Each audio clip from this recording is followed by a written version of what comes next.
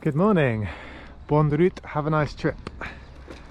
I've just left my campsite and I'm heading towards a place called Amiens or Amiens, forgive me if I'm pronouncing that wrong.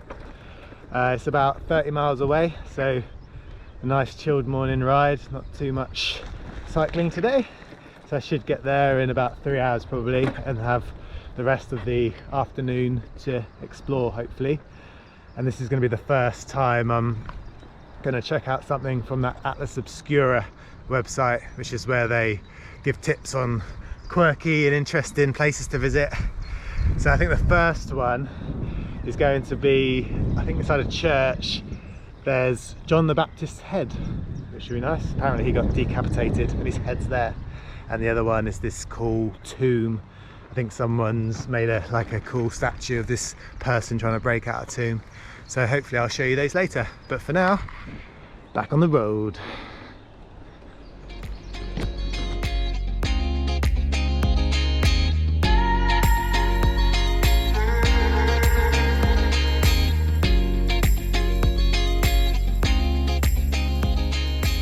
It's 11:15. I've done about 15 miles, so halfway to my destination. It's been a lovely ride so far. Nice quiet roads, nice sunny day, slight breeze, not too hot, not too cold. So things are going good. Had a few little twinges in my knee, which are a little bit concerning, but I'm just trying to take it easy and not overwork it so I don't cause more damage. Hopefully it's just my body getting used to all the cycling, and eventually it'll just get used to it and fade away. That's what I'm hoping anyway. But yeah, lovely ride. Speak to you again soon. I've never seen one of these before. A vending pizza machine. I'm tempted to get one actually because it's lunchtime. However, that screen doesn't seem to be working. I don't know whether you put your card in there and it all comes to life, but my French isn't that good. But I might try. Didn't work, but there is a pharmacy there, so I might go and get some ibuprofen for my knee. Right, got some ibuprofen. Let's take some drugs. Hopefully this sorts my knee out. So this is where I'm staying tonight. I'm staying in a youth hostel. Done about just under 30 miles today, and it's only like 12:30 I think, so got a good afternoon to go and explore the city. My knee is feeling okay. I think the ibuprofen kicked in, and my trip computer seems to be working again, so things are on the up. So I'm going to try and check in now, and I think I've got 2 hours before I'm allowed to check in, but hopefully I can leave my bike somewhere. So I'm in the centre of Amiens at Amiens Cathedral. Bell's just going off, and let's go and check out a severed head. These two guys here that holding their own heads. But yeah, look how ornate all this is. It's quite impressive. And there's a maze on the floor, that's why those kids are walking around like weirdos.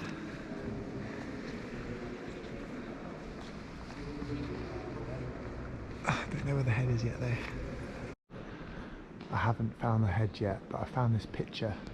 I'm guessing that's John the Baptist on that plate. There's also this sign here. So this is actually what it looks like. And there's some French here, which obviously I can't read. Oh, hang on. Is some of it? No, I thought some of it was English. It isn't. Maybe it's on tour. I don't know. But maybe it's around the corner. Who knows? Bit of a fail on the first Atlas Obscura thing, so it's not actually here. I just asked a French couple if they could explain why. They couldn't really, but they just said it wasn't here, which is a shame. So I guess it's to the tomb of the other guy now. That will definitely be there because it's a concrete statue.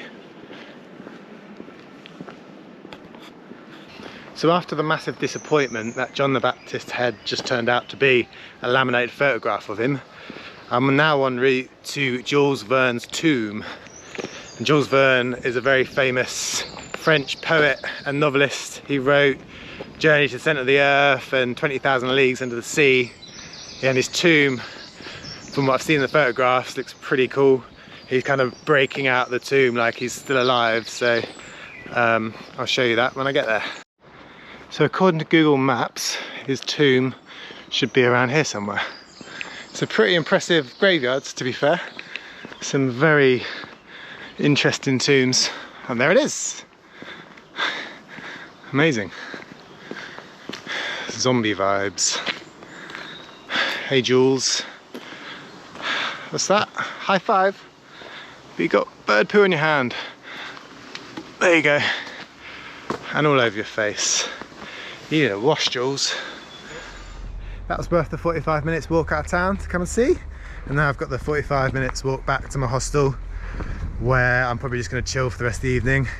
I've got my longest ride yet tomorrow, 44 miles to a place called Arras. I'm staying in a Airbnb. It's basically, they call it a barn, but I think it's a glorified shed, to be honest. But along the route, there's a place called the underground city of Naours. So hopefully I can see that. I don't know what I'm going to do with my bike, but hopefully they might have a place for me to put it along with my luggage. But yeah, that's me for today, and I'll see you tomorrow. See you later. So slightly unexpected, I've got a room all to myself. Well, I hope I've got a room all to myself, unless someone comes in. But pretty happy with that. I'm going to look forward to this bed tonight. Yes. How comfy is that? Right, until tomorrow.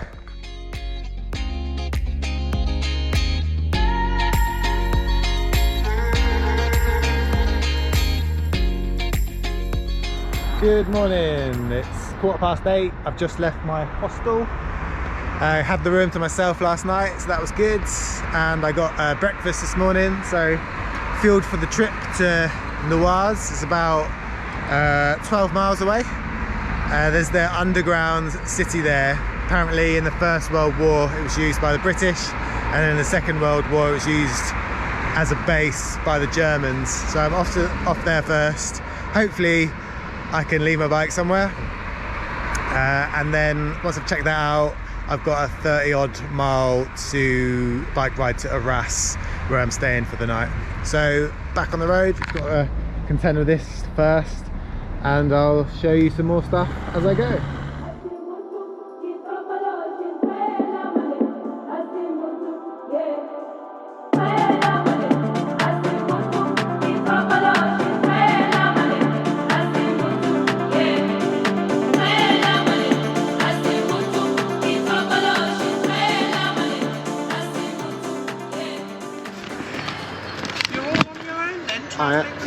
Yeah, that's right.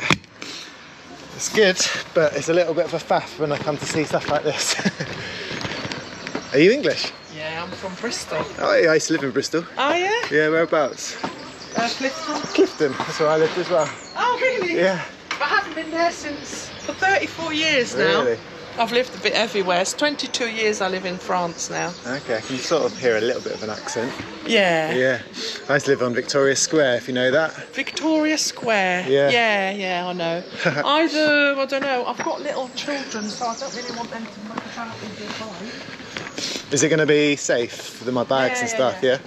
But that I can see it from the till. Oh, brilliant. I'll probably take my main bag down with my expensive stuff and then just leave. I can't really go down with bags. Not just this one. If Value, I can put it behind the counter if you want. Oh, okay.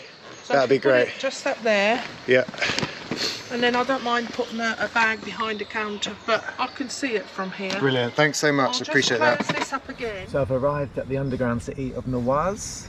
My bike's all secure, or sort of, but it's in a safe spot, so that's good. The ride here was nice. The sun was out. It was still a bit windy. The knee's holding up even. It's a little bit twingy, but the silver lining in that is that I'm not going super fast, and I'm sort of going quite a nice steady pace, so I'm not knackered when I arrive places. So that's good. Normally I just like so yeah, I'm gonna go down now and check out this little underground city.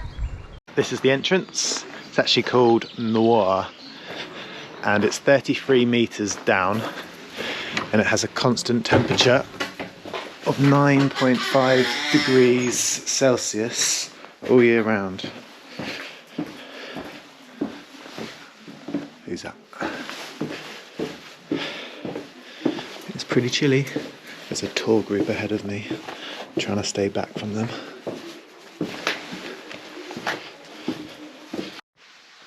So there's actually 300 rooms in this underground city. There's a chapel, there's stables. I think I may have just made that bit up, but I'll let you know about that one.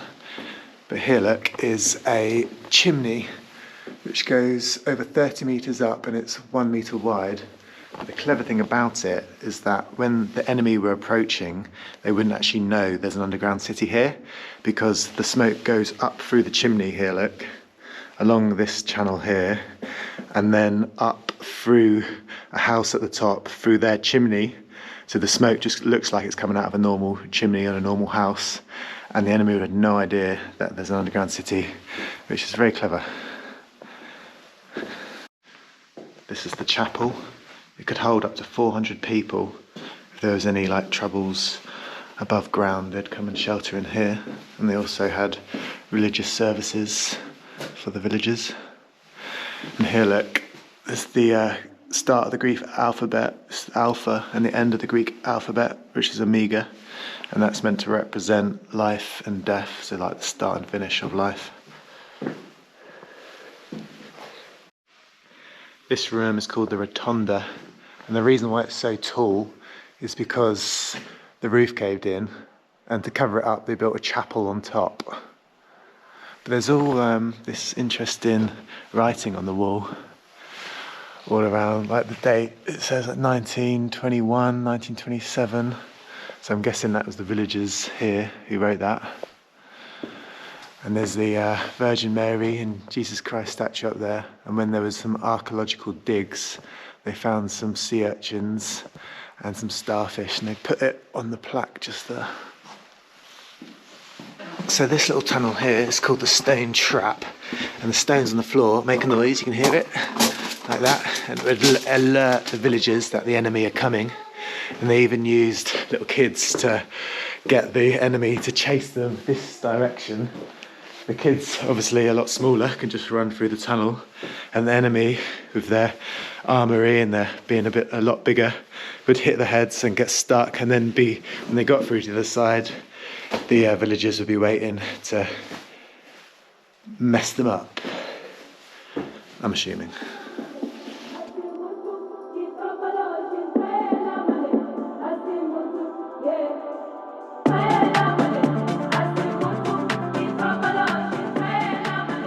So this concrete wall is where the main entrance to the tunnel began, and this is where they used to bring the livestock down. So I was right, they did have stables, and it was all covered by like shrubs and greenery. And I think that's possibly it now. So I've just left the underground city of Naours. Really interesting, really glad I went off the track a little bit to go and see that, because it was well worth it. And now I'm off to Arras, which is my next destination. It's about 31 miles from here. It should take about 3 hours, I reckon. And I'm staying in an Airbnb, and the guy Michael who owns it, I've been speaking to him a bit online, and I think he must be a bit of a climate activist, because every time I've emailed him, he always responds back by saying how cold it's going to be due to climate change. So looking forward to meeting him, and for now I'm just going to enjoy the nice scenery with the lovely windmills and the blue sky.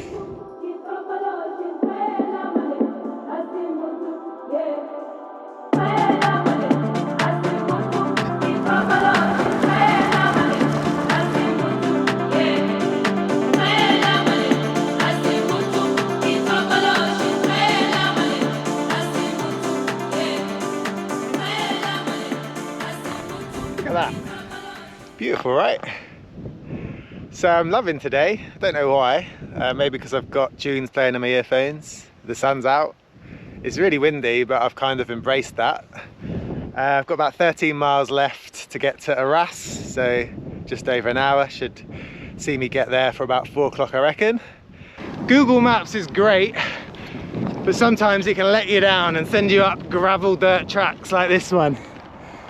And to top it off, my trip computer has totally stopped working, so all it's good for now is telling me what temperature is and telling me the time. It's 16 degrees Celsius in case you're wondering, and about 3:45. And to top it off, it's led me to this amazing cycle path, which is the only one I've actually been on so far since I started. So thanks for that, Google. Could have put me on that from the beginning.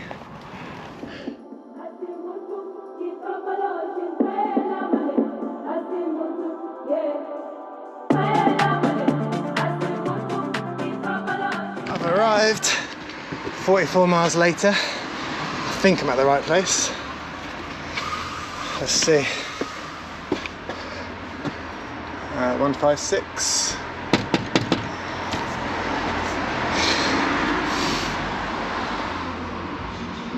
Michael there, look. So it must be in the right place. Knock a bit harder.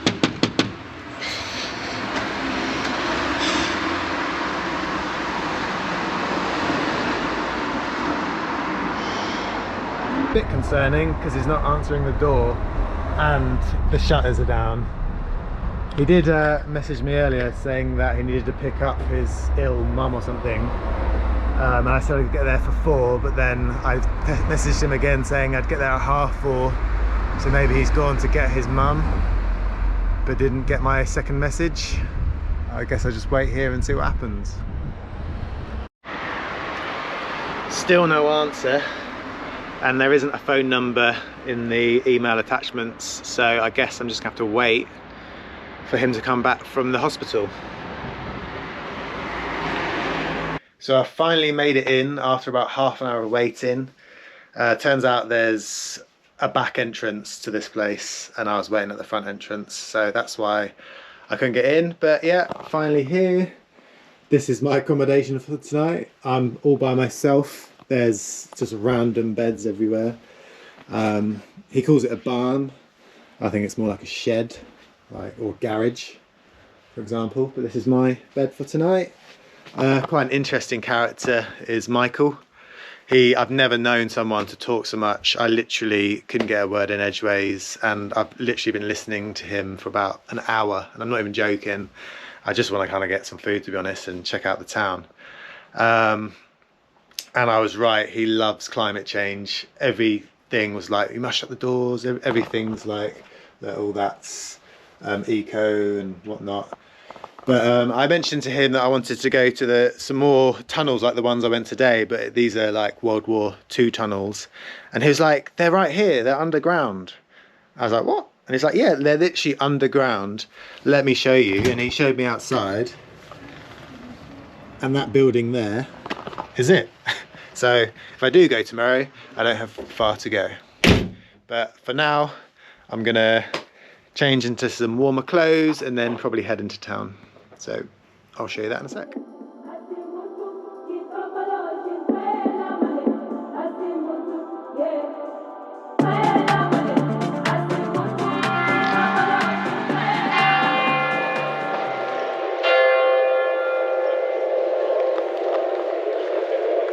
that's Arras, and that's me done for today. I'll speak to you tomorrow, where I'm gonna go and check out those tunnels, and then I've got about a 40-mile cycle to a warm showers host where I'm staying tomorrow, a guy called Guy, who's a juggler, or a jugglist, or whatever you call it. But looking forward to that, and speak to you tomorrow. Cheers.